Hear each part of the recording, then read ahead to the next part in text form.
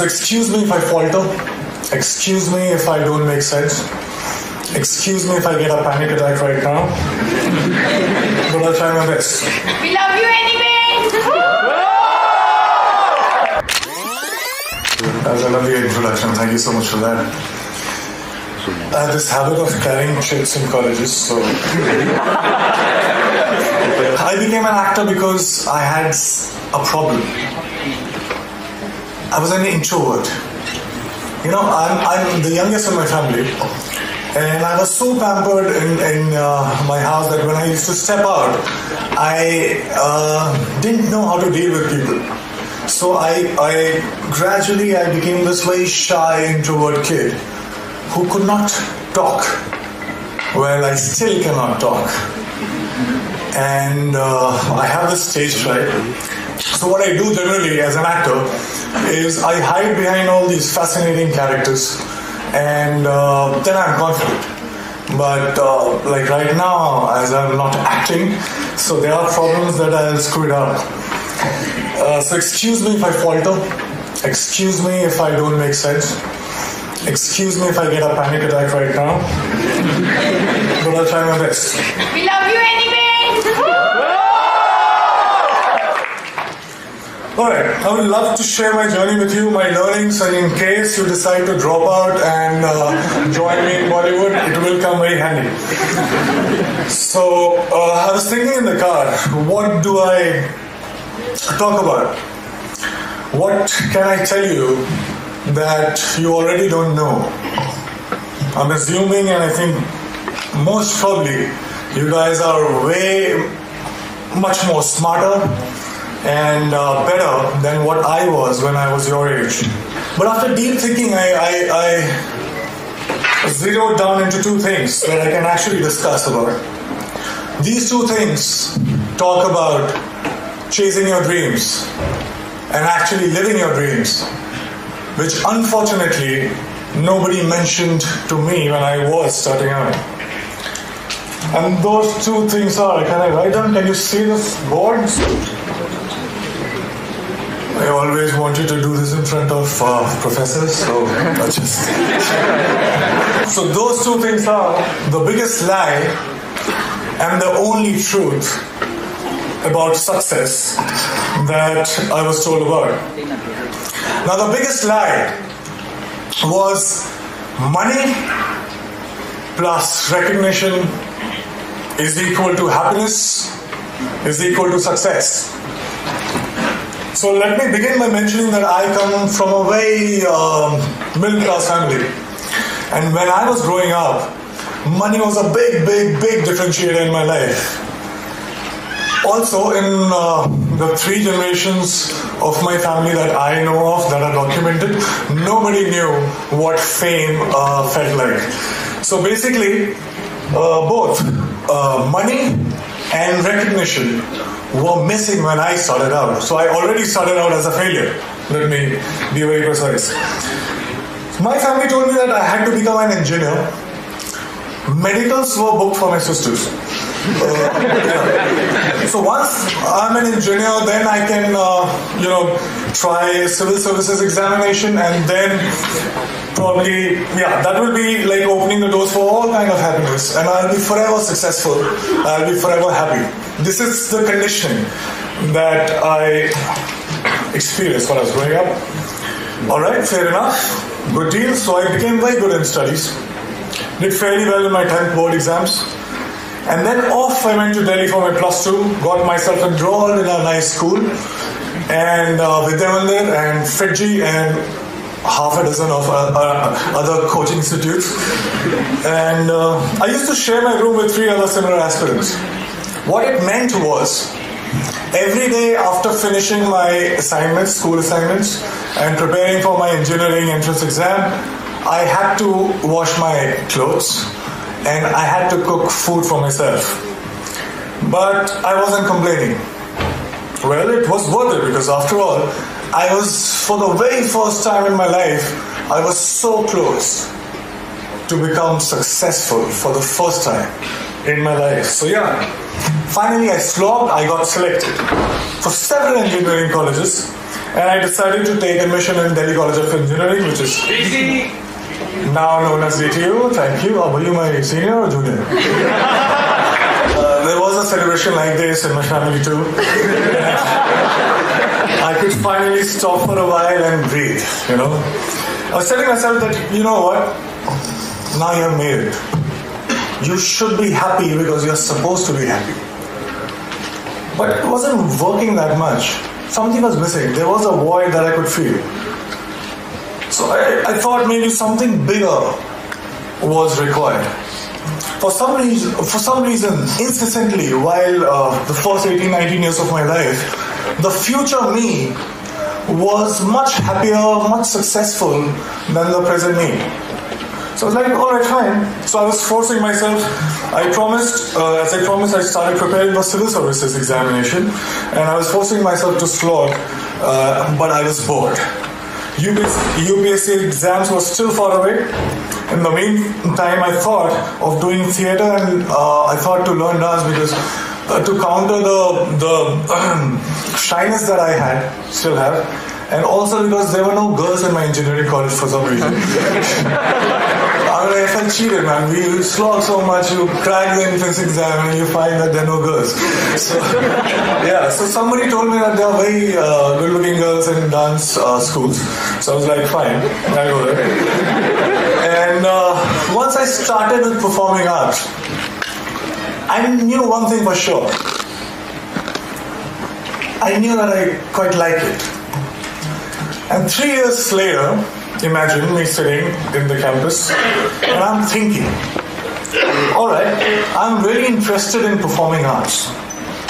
And all I want to do is to earn money and to be recognized. So if I become a movie star, I actually was very serious and I dropped out of my college in the third year when I was just 2 semesters away from getting the degree, engineering degree. Came to Mumbai, got heavily into theatre and also other skills that I thought were necessary to become an actor. And by the way, this time I stayed with 6 other guys in a single room kitchen, but this time I was prepared for it. This time there was one difference. I was driven. My self-respect was at stake. My ex-college mates, one of them is sitting right here in black shirt, they thought that I was that disaster that folks in engineering and B schools should never become. So I had to prove a point to everybody. I had to prove a point to my family. Most importantly, I had to prove a point to myself. And this was the time when I was also a background dancer. So I was dancing behind all the possible stars that you can think of, Shah Rukh Khan, Shahid Kapoor, everybody. And I was thinking to myself while I was performing, okay, it's just 3 steps away, there I have to get. And everything will be sorted. And I kept going like that. And 2 years later, guess what? I got myself my first big break. I was selected for a primetime show on a TV. Now hear me out, it was seriously a big break because I started earning. People started recognizing me. To be honest, I would deliberately go and roam in all these malls so that people could look at me, smile, ask for my photograph.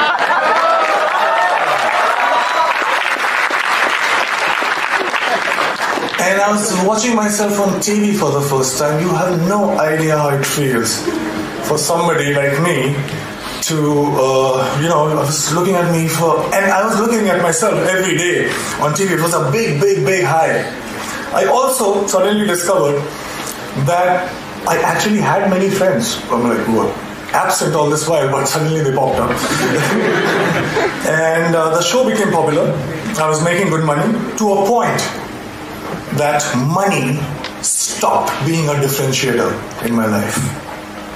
And I was becoming more and more popular. Now I cannot go to all those malls that I was going all alone. So I wanted somebody to be with me, to save me. I bought myself my first dream house. I bought myself my dream car. And just a note to you as well.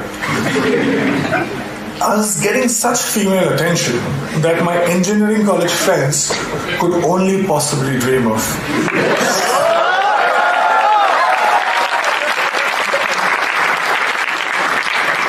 So I was having a time of my life. And then something unusual happened. I got used to everything. And I felt cheated. I stayed with all these dreams for 10 and 15 years of my life. I was promised happiness and I was promised success. But all these things stayed with me just for a few days. And I'm punctuating me because I started from zero money and zero recognition. So I was not happy. How can that it be? I didn't like this version of success. And the future me again was luring the present me. But this time, I decided otherwise. I would do something else. So that gets us to the second point, which is the only truth. I won't take too much time. I'll just try to keep it short. I figured that something seemingly big things were not that big once I got them. And looking back in the past, I realized that maybe smaller things were way bigger. And there was one thing that was missing in my life that was the cause of this illusion. And that thing that was missing was now. I was, all these years, I was obsessed about what's gonna happen. I used to draw those flowcharts that we are taught in schools. But if this happens, I'll do that, and 6 months from now, I'll be here. So I wanted to be in control. I was so obsessed about my future. I was taking the entire responsibility about the past. But all I was doing was frequently swinging from past to future, not living in actual sense. Well, I also figured that when I perform on stage or in front of camera, I'm so much excited. I am so much interested. I was paying so much attention that there was no room to think about future or the past. I was just there in the moment. I was alive in true sense when I was performing. And for the first time, trust me, in a long time, I understood the true meaning of success, which was not money plus recognition, but it was now plus excitement. This realization happened in 2011, and it has been 5 years. Now let me share another very short story with you. When I was in school, 4 to 5:30 p.m. was the time when I was allowed to go out and play. I was asked to be an engineer, but the entire day I used to wait for 4 p.m. to happen. I would step out, and the next 1.5 hours felt like 5 minutes. I didn't understand this then, but now very honestly, very confidently, I can tell you this, that I'm living that 4 to 5:30 life right now since last 5 years.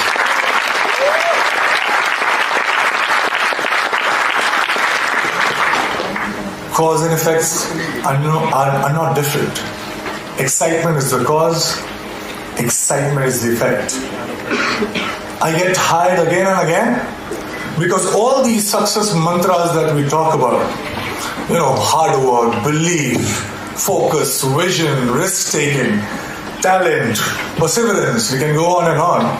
But all these success mantras are now the side effects of the process itself. I'm so engaged, it commands my attention so much that there is nothing else that I can think about. So hard work doesn't feels like hard work. And there's nothing else that you can do but to persist. Talent you will cultivate. Vision you will get. Focus, there is no other way, because it's commanding your attention so much. So here I am right now, 5 years down the line. Money and fame, although still could not earn back their reputation in my life. But let me show you one thing. I have much more of them than I had ever planned. And the best thing, my college, one of the professors who is very dear to me called me recently about asking me to plan this interaction with students, and I very humbly requested that can I get my degree back.